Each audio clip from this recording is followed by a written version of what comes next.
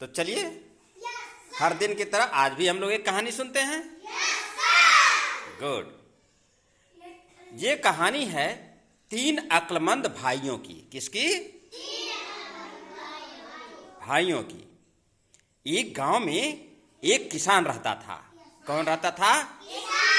हाँ, किसान क्या काम करता है? खेती करता है। उसके 3 बच्चे थे। कितने बच्चे थे? 3 बच्चे थे। किसान उनसे कहता था कि देखो बेटा, मेरे पास न तो सोना चांदी है, न ही कुछ और है, न ही धन दौलत है। ऐसे में तुम लोगों को ही अक्लमंदी से काम लेना होगा। अभी से किसी भी चीज को बड़े गौर से देखो, उसको बड़े ध्यान से समझो और अपनी बुद्धि को बढ़ाओ। क्या करो? अपनी बुद्धि को। हाँ, किसी भी चीज को बड़े ध्यान से देखो और उसको समझो। क्या कहा? ध्यान से देखो और उसको समझो। अब वो जब आप जैसे थे बच्चे, तब से ही वो किसान इस बात को कहता रहता था और उसके बच्चे वैसा ही करते थे जैसा कि किसान कहता था। वो पढ़ाई भी करते थे तो बड़े ध्यान से करते थे और उसको समझते थे। जो कुछ भी पढ़ते थे उसको समझते थे। ठीक है। धीरे धीरे करते करते बच्चे ऐसे सीखते रहे।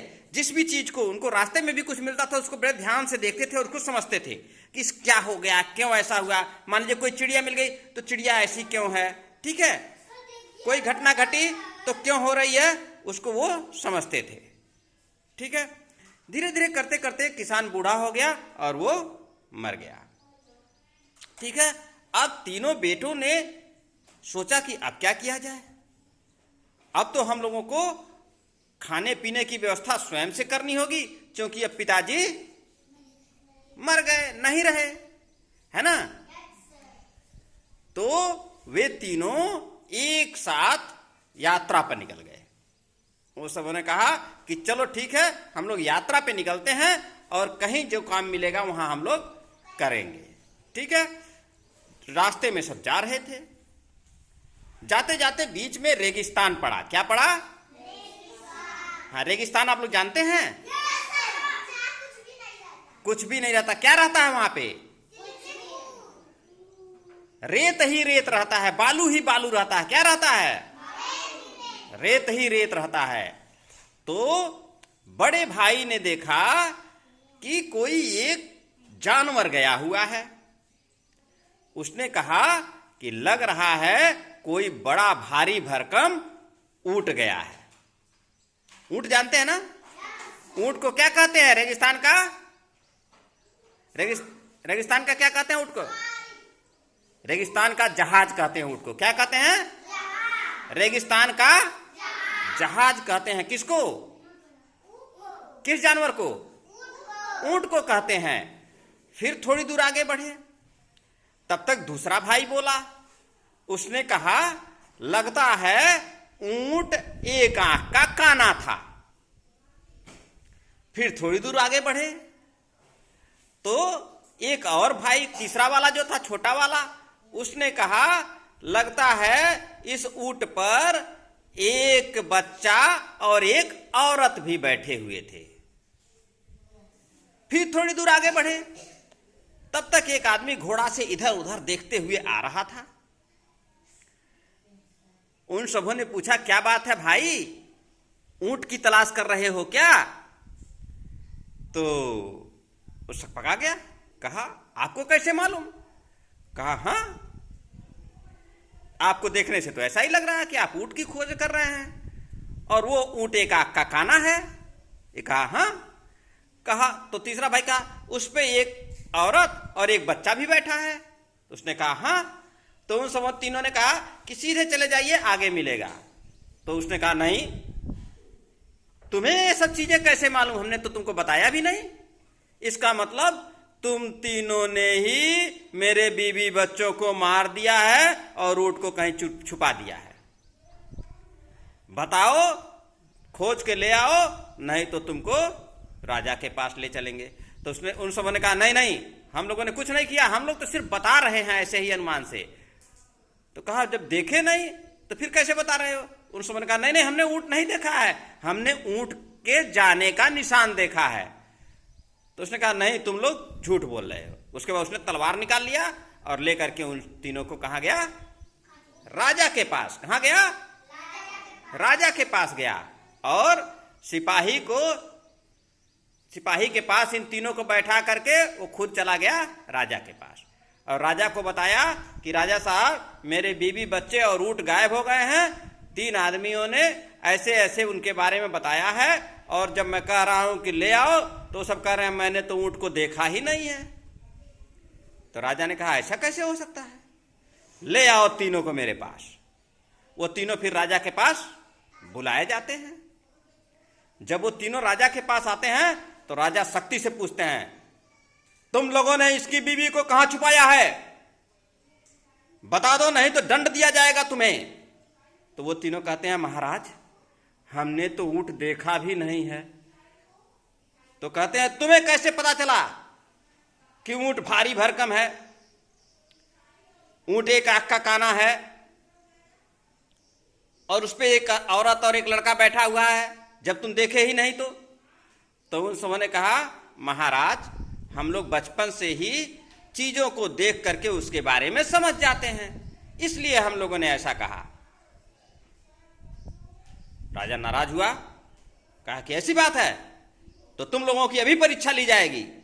उन सबों ने कहा ठीक है महाराज, परीक्षा ले लीजिए, हम लोगों ने ऊंट को नहीं देखा है, ऊंट को नहीं देखा है। अब क्या हुआ? राजा ने अपने मंत्री के कान में कुछ कहा, मंत्री बाहर चला गया और बाहर से 2 आदमी एक बक्से में कोई सामान रख करके लेकर के अंदर आए और फिर बक्सा दरवाजा के पास रख दिए। वहां से राजा बक्से को देख सकते थे।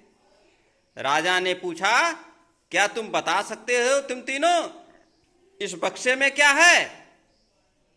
सबसे बड़े भाई ने कहा, हाँ महाराज, इस बक्से में कोई हल्की चीज रखी हुई है।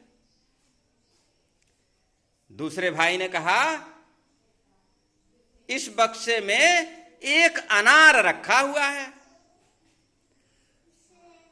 और छोटे भाई ने कहा, महाराज अनार तो कच्चा है। अनार कैसा था? हाँ हरियर। उसके बाद राजा उठे, बक्से को मंगवाए अपने पास और देखे तो उसमें सचमुच एक कच्चा अनार रखा हुआ था। राजा को बड़ा आश्चर्य हुआ, अरे ये कैसे संभव है, ये कैसे कोई बता सकता है बिना देखे? फिर राजा समझ गए कि ये तीनों बहुत ही क्या हैं? होशियार हैं, बहुत ही बुद्धिमान हैं। तो राजा ने उस आदमी से कहा कि भाई, इन सबों ने तो अपनी बात को साबित कर दिया कि किसी चीज के चिन्ह को देख करके उसके बारे में सब समझ जाते हैं, इन सबों को बरी कर दिया जाए।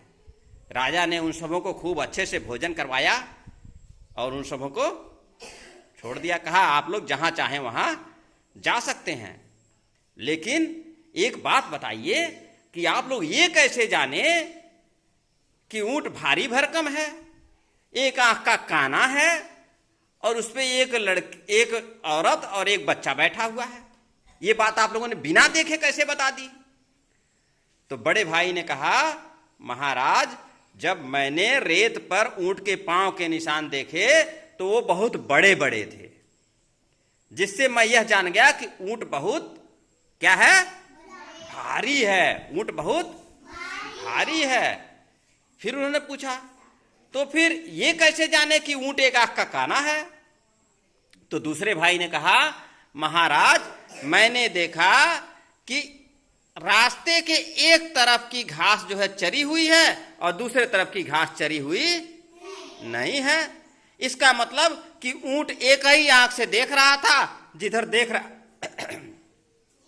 देख रहा था उधर की घास को वो चर गया था।